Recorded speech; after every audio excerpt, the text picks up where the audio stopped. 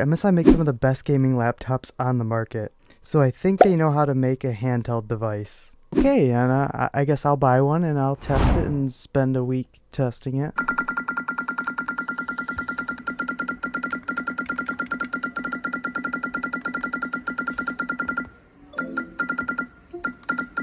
So when it comes to getting an MSI Claw, there's 3 different models. You can get the 512 gig with the Core Ultra i5. There's the Core Ultra i7 with the 512 gigabyte, and then the one that I purchased was the 1 terabyte, which is $800. I just want you to keep that in mind, that this is an $800 device. The thing I'll be comparing the MSI Claw to is the Steam Deck OLED. Now I have the limited edition one for testing.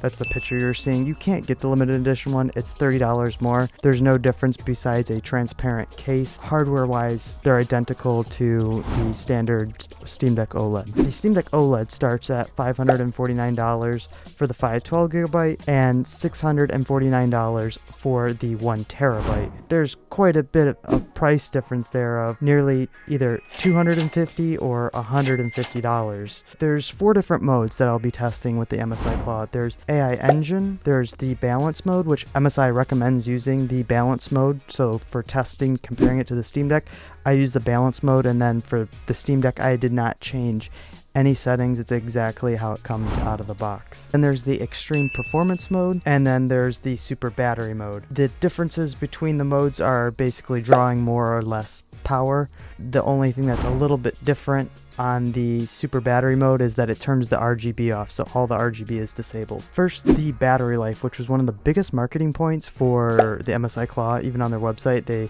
quote having like 50% better battery life than the competition. The AI Engine mode lasted an hour and 24 minutes and 5 seconds. The balance mode lasted just a little bit longer, an hour and 27 minutes and 4 seconds.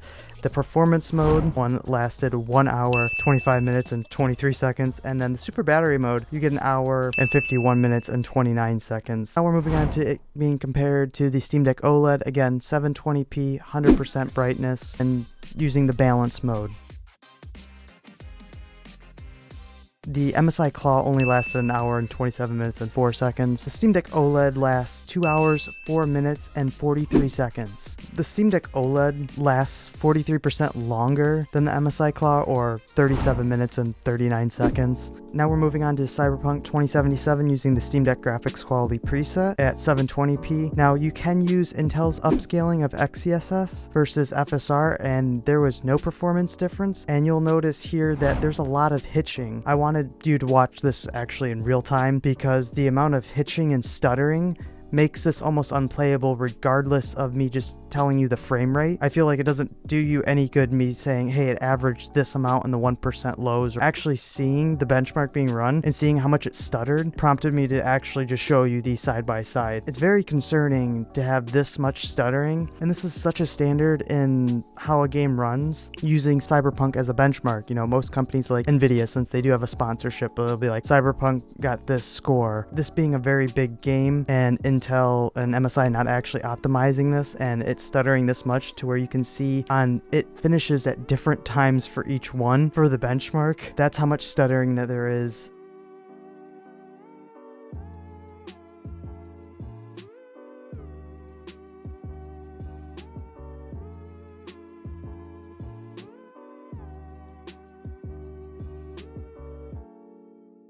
Taking a look at the actual performance of the average FPS, or average frames per second, of the AI Engine mode and the balance mode averaged 32 frames per second, while the performance mode, for some reason, only averaged 31 frames, and then the super battery mode averaged 30. And take a look at it compared to the Steam Deck. Now I want you to notice that the Steam Deck will finish the benchmark first because of how much the MSI Claw is stuttering again, and I did my best to sync these up. And, you know, very disappointing that this device cost $800, and this is the performance you're getting. Keep in mind, this is an $800 handheld that you're comparing to something that's $650. It should not be this much of a performance difference. That should at least perform the same or even better. After testing Cyberpunk, I was like, well, this is terrible. I wanted to test some more games to see if it was better than the Steam Deck at something. So next up we have Forza Horizon 5.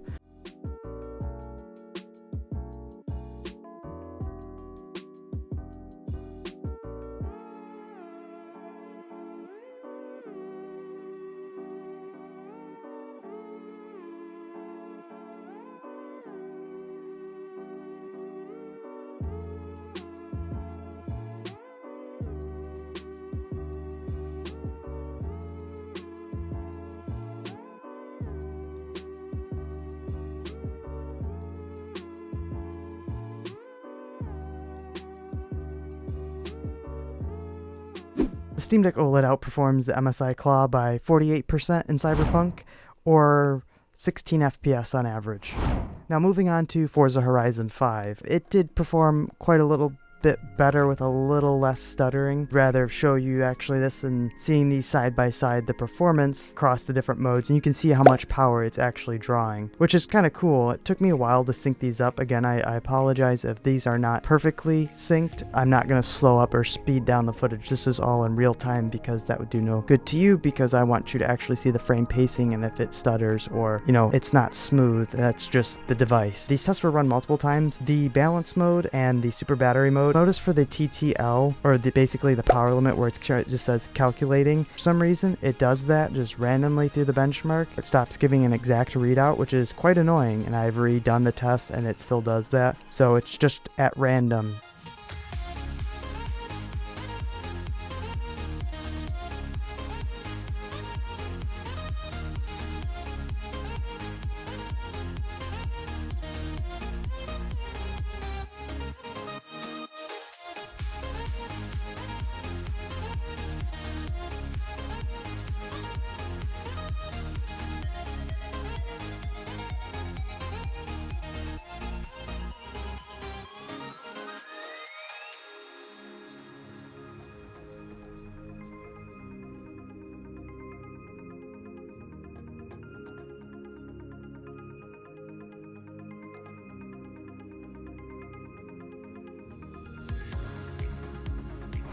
The AI engine mode averaged 62 frames, the balance mode averaged 62 frames, the performance mode averaged 62 frames, and then the super battery mode averaged only 53 frames. Now taking a look at the Steam Deck versus the MSI Claw, again this is the balance mode, and we're using FSRs, the upscaler. XeSS is something you can use in Forza, but it didn't have any performance difference using either or. I'd rather use the FSR upscaling, because that's the one that's just automatically applied. There was a lot less stuttering in Forza Horizon 5 for the couple hours I played outside just running the benchmark. It was much less stuttery and more playable than Cyberpunk. The optimization for the drivers in Forza is much better. It's something you'll have to keep in mind if you still some reason want to get an MSI Claw after watching this, that the game optimization is a bit hit or miss.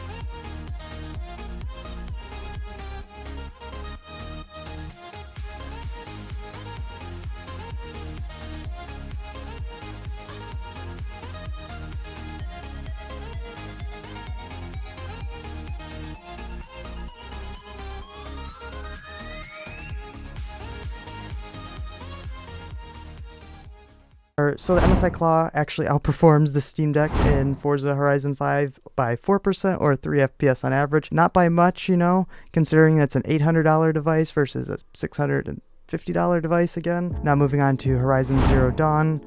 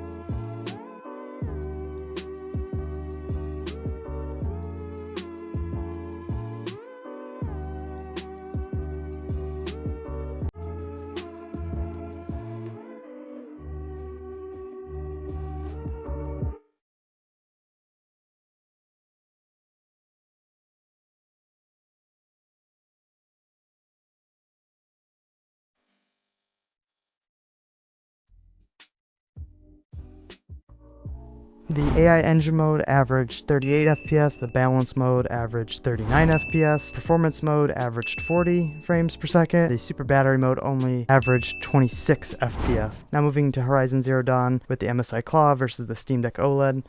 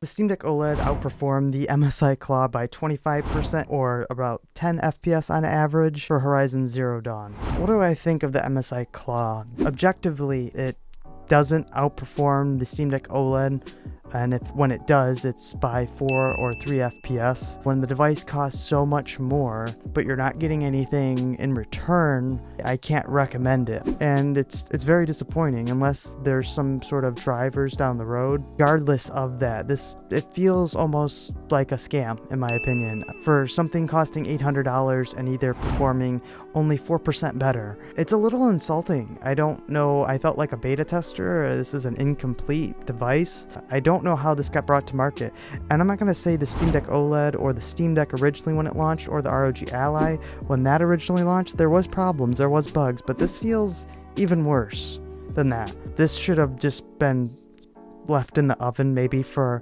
an extra 2 months maybe. I don't know why they rushed it out to market. You could have waited. I don't know why. I'd recommend, if you're looking for a Windows handheld, still go with the ROG Ally, even though I had my own problems with it and went through 3 units of that device, of the various issues I had, and ended up getting rid of it.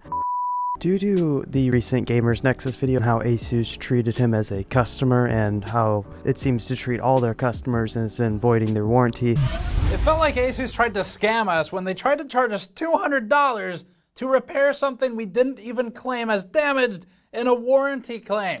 Pause it, but that microscopic ding was in fact from us. And they wanted to charge us $200 for that ding. I can't recommend the ROG Ally. If you're looking for a Windows handheld, I would recommend the Lenovo Legion Go. Back to the video now.